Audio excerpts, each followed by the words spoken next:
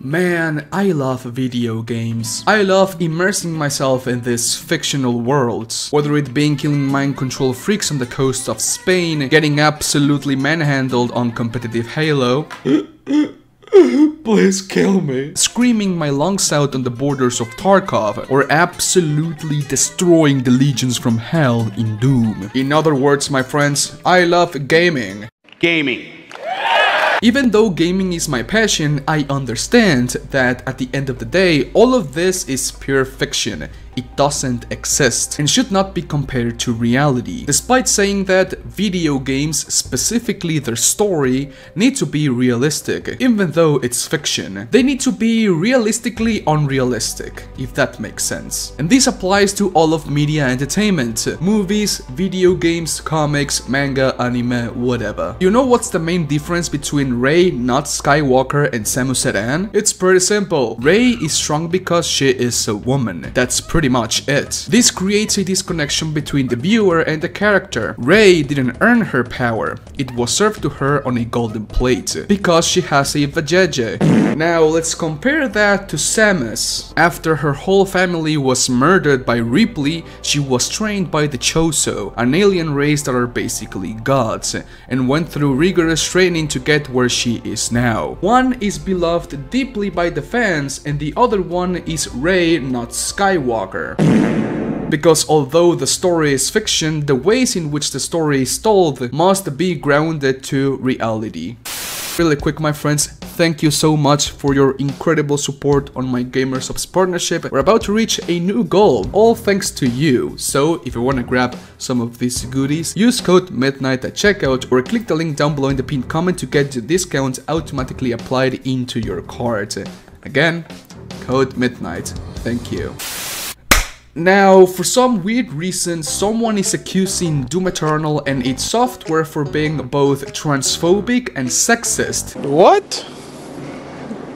Bro, what are you talking about, man? Yeah, it sounds crazy. What the fuck? How did this person come to this conclusion? I honestly have no idea. So let's check it out. Now, let's do something funny. If you think that Doom Eternal is not transphobic and not sexist and doesn't hate women and doesn't hate trans people, leave a like in this video, absolutely destroy the like button. Let's send a message to this guy right here that Doom is wholesome.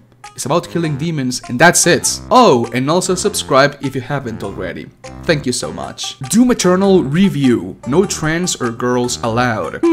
Weird. Last time I checked, the game doesn't ask you what you identify as to see if you can play the game or not. Introduction. Gender trouble. Doom is a game about killing demons and that's it. How is there a gender trouble in a game that is focused on killing demons gracefully? In these latter days of nostalgia mania, Doom Eternal shamelessly panders to an older audience. I am 25 years old. The average age of the Doom player is below my age. And you can see that by checking my channel analytics. I do not mean that in the sense of gore and violence. I mean it's literally made for an audience that craves an older time. Not just demons and castles, though it has plenty of those, but those from the 1980s and 90s. Killing demons is never going to get old, my friends. Whether it was back in the 90s, in the present day, or 50 years into the future, killing demons is badass and cool as fuck, bro. To this very day, this genre of games has only gone up in popularity. Doom, Devil May Cry, Demon's Souls, Dark Souls, Diablo, Darksiders, the list goes on. Doom doesn't pander to an older audience. It panders to an audience that craves old, simplistic game design, which can be found in the 90s and early 2000s. Those decades were a time of fixed gender assignment, where men were heroes and girls were damsels in distress. Not always. Consider Ellen Ripley, but also Samus Aran, her video game counterpart. Though central in gothic works like Alien and Metroid, these warlike, phallic women weren't the industry standard, they were the exception. exception. Well, that is true. Heroes like Sarah Connor, Ellen Ripley and Samus Aran were the exception. 90% of action movie heroes in the 90s were men, and there is one simple reason as to why that was the standard, and one perfect example is your average day-to-day PE class. Since the dawn of time, men have always been more physically adept than women, and there's nothing wrong with that. Each gender has its strengths and weaknesses, and we as humans should embrace those traits and strive to be better every single day. I do not know about you, my friend, but back in elementary school all the way to high school, the boys' locker room looked like the last minutes of the Battle of Hastings, and the girls' locker room looked like this. Of course, there are a lot of women in the world that can absolutely kick my ass. They can absolutely destroy me if they want to, but they are the exception, not the norm. When you translate that to entertainment, video games, or in this case, movies, men are more physically prepared to perform in those projects, in those productions, than women. Also, like any business, you would like to target your product to its main demographic, to its main target audience, and in the case of the 1990s action movies, that goes to men, and there's nothing wrong with that. Do you know why Sarah Connor is one of the most beloved female action heroes in the goddamn world? Well, firstly because she is a believable character. There's a clear character arc that happens between the Terminator and Judgment Day. Even at her prime, Sarah doesn't have the muscles or the strength to beat every single one of her enemies. Instead, she uses every single trick up her sleeve to achieve her goal. That's what makes her such a believable character, and what makes her, Ellen Ripley and Samus Aran the exception, because they are human and therefore they are flawed, unlike your modern, generic, perfect female superhero. I'd say this standard has come home to roost in Doom Eternal. However, there are no damsels in the game.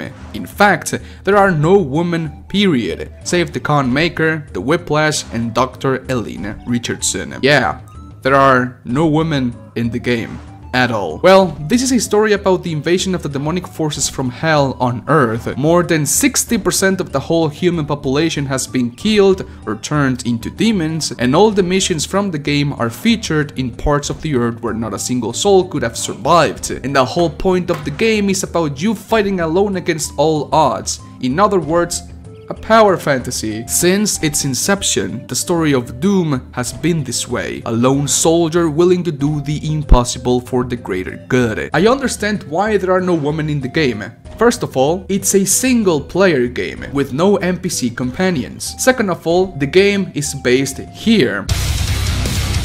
Unfortunately, the Whiplash is neutered having her breast removed, for marketing reasons according to Hugo Martin, and Elena is completely off screen. There, she renounces her position as a scientist to essentialize the Slayer as a god, one whose strength is necessary for the survival of civilization. This is hardly neutral. Instead, traditional roles are reinstated through times of imaginary crisis. Well, you just said it! Times of imaginary crisis. This is fiction. This is not real. This is just a video game. It's not real life. These characters do not exist. Why are you so upset about it? In Doom Eternal, the one human female character is an invisible cheerleader lusting after the protagonist while enforcing traditional gender roles. ¿Por qué, güey? ¿Por qué, güey? ¿Por qué? ¿Por qué la gente tiene que ser tan pendeja? She might as well be an uneducated housewife kissing her husband on the cheek before he marches off to war. I think this guy missed the whole point of Elena Richardson's character. She, just like the intern, is a representation of ourselves as to how we perceive the Doomslayer. Secondly, Elena Richardson, just like the whole human population, has gone through some batshit insane stuff. Of course, if for the last couple of months you have been doing nothing but survive a literal demonic invasion, of course you would, or some people would act that way if they saw literally Jesus Christ with a shotgun fending off the demonic invasion. This next one is really funny, so pay attention. Here's a pretty good example of a sexualized Doom girl, similar to how Samus Aran can be sexualized through her power suit. I do not know if you know this, but both of these pictures are made by fans. They are fan art. They were not made by the developers or the creators of the game. The developers or the creators of the game do not see either a Doom girl or Samus Aran like this. This is fan art made by fans. Why are you so upset about it? There's no point in being upset. Alice, in a world where men are kings, no woman can apparently enjoy Doomguy's exclusive luxury of masculine nudity or heroic power. The physical rights of the male action hero are denied to them. Well, I guess Ada Wong, Lara Croft and Sonya Blade do not exist. And even if you showed a female superhero like Doomguy having the luxury of masculine nudity, you would just say that we are sexualizing that character, so what the fuck do you want? Meanwhile, if someone like me, who loves Metroid, wanted to be Samus or some other Doom girl, alternative to the classic male hero in Doom, I couldn't because the girls are, from a traditional standpoint, heavily regulated sex objects. ¿Quién vergas escribió este artículo de mierda? This guy cannot be serious. Are you telling me that any female lead in video games exists purely for the satisfaction of male players? I'm sorry to break it to you, pal, but I do not jack off while playing Bayonetta or Tomb Raider. Of course not, I'm not a fucking degenerate. I am a normal person. I think they look cool as hell. So what is it gonna be? Do you want females to be on video games or not? Because on one side, you are upset about the lack of female representation in Doom, and in the other, you are upset that any female lead ever is just a sex object, which is obviously not the case. Take your tokenism elsewhere, pendejo. I'm not against sexiness, nor spiritual Conan adaptations. I am against sexism or compulsory roles for men and women. At the very least, id Software could make the protagonist optionally female, but they didn't. They went out of their way to exclude women from any powerful role in-game, except the Khan Maker's role of Archaic Mother, a type of patriarchal boogeyman for the hero to slay, thus preserve, maintain order. I love how this guy uses like super ultra intellectual words to look cool, but he just looks like a fucking asshole. But well, here's one of my main issues with this whole article. Why is it such a problem that the Doomslayer is a man? The character was created back in the 90s, where the main demographic of people that play these games were men, in a time when more than 90% of action heroes were men, and a story about a soldier who, since the dawn of time, have been predominantly male. Instead of being upset about a game not having diversity, why not create an original story with a diverse cast of characters that mix well together and go on from there? Oh, you can't because all you do is bitch about things that do not matter. It doesn't matter how it makes you feel! These types of people forget that they can create.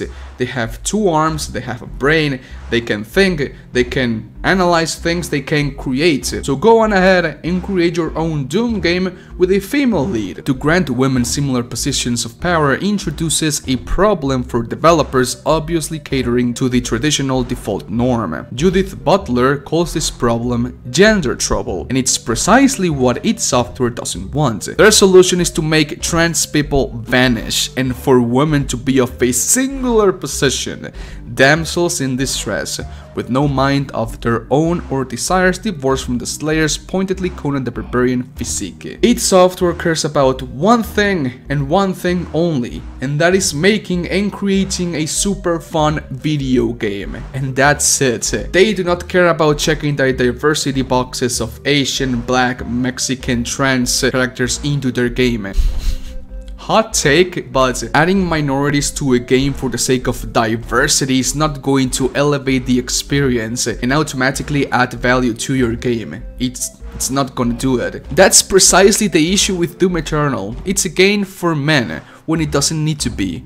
Girls and queer people like metal, fantasy violence, and demons too. Historically, these areas have sexualized components. The lack of sexuality in Doom Eternal explains why women and trans people have been excluded. In the traditional sense, women are sex objects and trans people do not count. So you're saying id Software hates women and trans people because the game lacks sex appeal? What the fuck are you talking about, dude? I mean, I know sex sells and all of that, but not everything everything needs to be an over-sexualized generic piece of media. Stop watching your generic over-sexualized Netflix shows and go and touch some grass, bro. That will help you. Doom Eternal and Doom as a whole is just a game about a guy killing demons with big fucking guns, and that's it. It is definitely not transphobic and it is definitely not sexist.